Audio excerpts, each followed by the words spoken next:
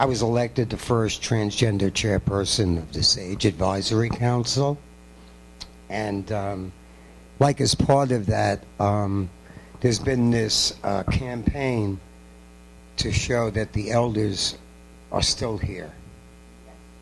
And we ain't invisible. Actually, I was part of a grouping that was supposed to be on display on this thing, and there's been what they call technical difficulties. Yeah. But anyway, there are good things on the billboard.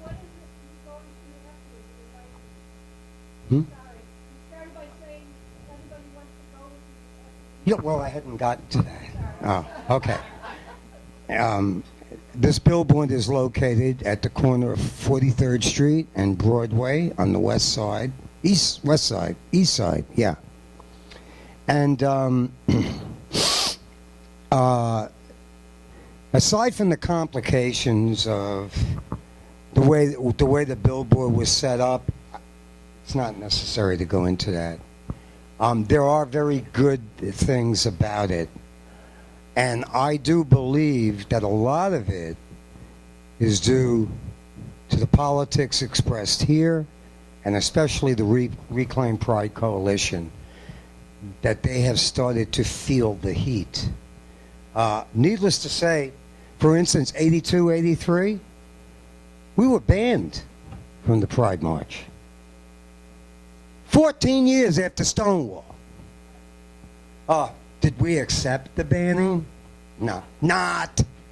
And also in 1994, there was actually a similar expression as has been expressed by the Reclaim Pride Coalition, and there was actually a separate march that went up Fifth Avenue, and it was tens of thousands that participated in that.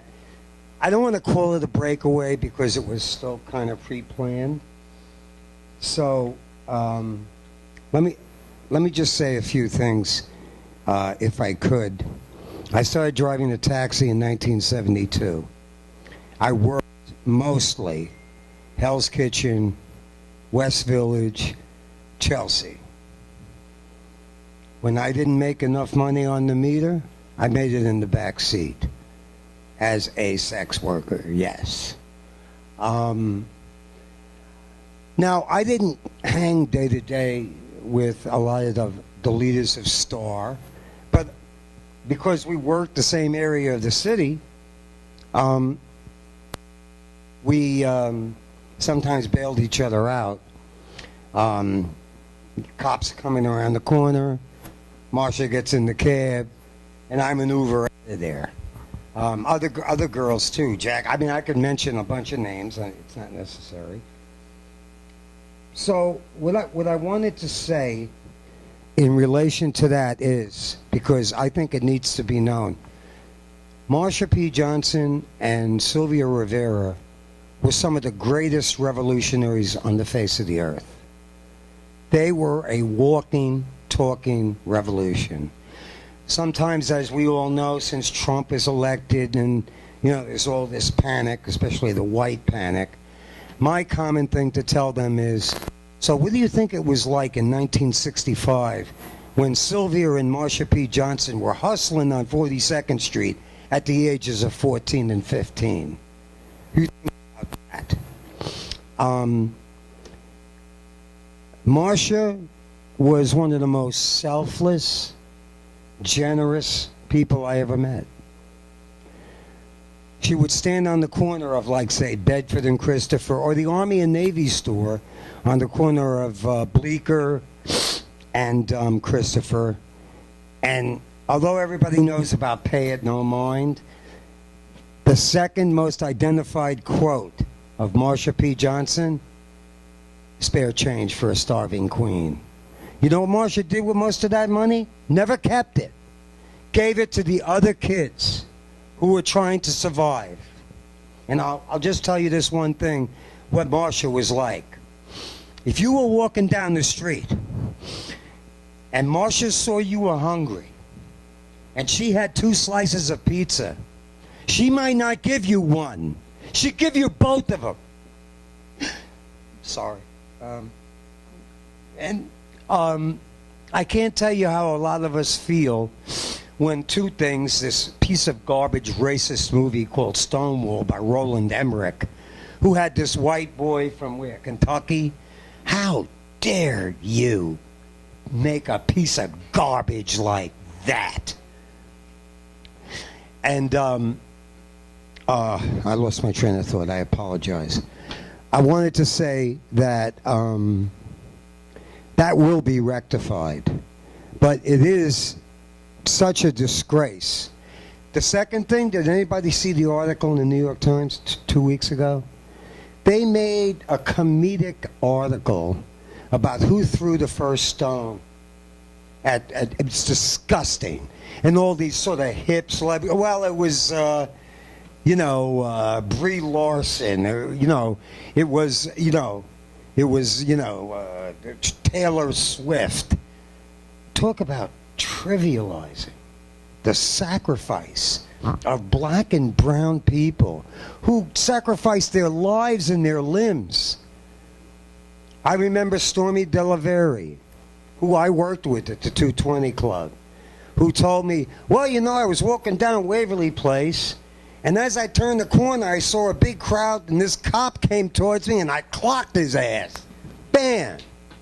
What a great fighter Stormy Delaverre was. It was an honor to work with them. I was not at Stonewall, but I worked with many people who were, so we kind of became Stonewall era veterans. So I just wanted to say that about Marcia and Sylvia and Jackie de la French. Oh, I could just go through the names. Who were so brave. We had some of the clubs I worked in, people shot through the front door. Or Hell's Angels would crash in and go to beat the crap out of every drag queen. Of course, the next night, there was a caravan that went to Hell's Angels headquarters on 3rd Street. There was a knock on the door. They opened the door, and they were told, you come to our club again, we're coming back. We're going to burn this building to the fucking ground. They never showed up again. So, just to add this at the end, the incredible work that Colin and other people have done to hold this and connect all the intersectionality is a marvel. For instance, I have to say this, as many of you know, we have kind of had a relationship with SAGE, generally. That sign and this sign hang now in the offices of SAGE because of the work this party has done. But also, I think that, as I was telling Colin before, that SAGE is, I think, a little, not dramatic, now I don't want to make, but a little to the left of the regular center at 13th Street. And I believe the materialist reason for that is a lot of those people remember the days of Stonewall or fought in Stonewall. And so they feel a grit in their gut that a lot of these people that Colin talked about. And now I'll give you this, as Colin and some of you know. So last Wednesday, I went to this, they called it the launch party down in Tribeca. Yeah, they're popping photographs. It was about, I would say, 20% white, 20% people of color, 80% white, filled with exactly the people Colin was talking about. Not every single one of them, of course. And there was some tributes. They said some stuff about elders that not one name was mentioned. And I talked to a few people that were sitting there in SAGE, and I said, I was trying to think, how can we maneuver to get this issue raised? And so we actually timed a little thing that we would say, which would be, we would like to ask for a 20-second moment of silence for the transgender people of color who have been murdered in the last month. That would have taken 31 seconds. They didn't have 31 seconds for us. Every person that I was referred to, 3 white gay men. No one of color. However, because we had circulated the question, that attracted a lot of people to us. And I have to say this, because Colin, I'm pretty sure that Sage endorsed as early as March or April. I think.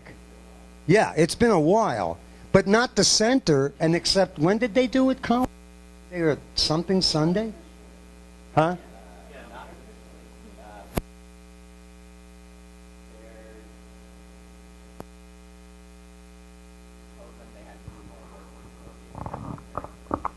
I mean, that's...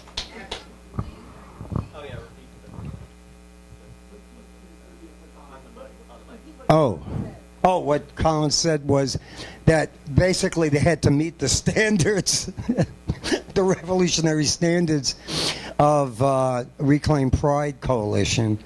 And I think that obviously what happened is they're feeling the heat, and they know that the QLM is not going to be like 150 people. And, I didn't go to the thing at Barclays Center last night because I went to our meeting. But people said that, people who are very radical and very militant and political, said that they were kind of surprised that there was issues raised about trans people being killed.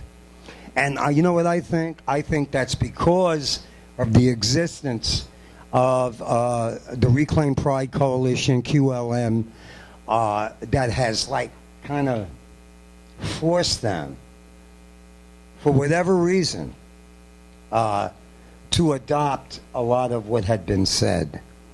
So I just also want to say that both Leslie's talk and Colin's kind of brought me to tears. And I wish I could have put it as well as them, but that's all I really have to say.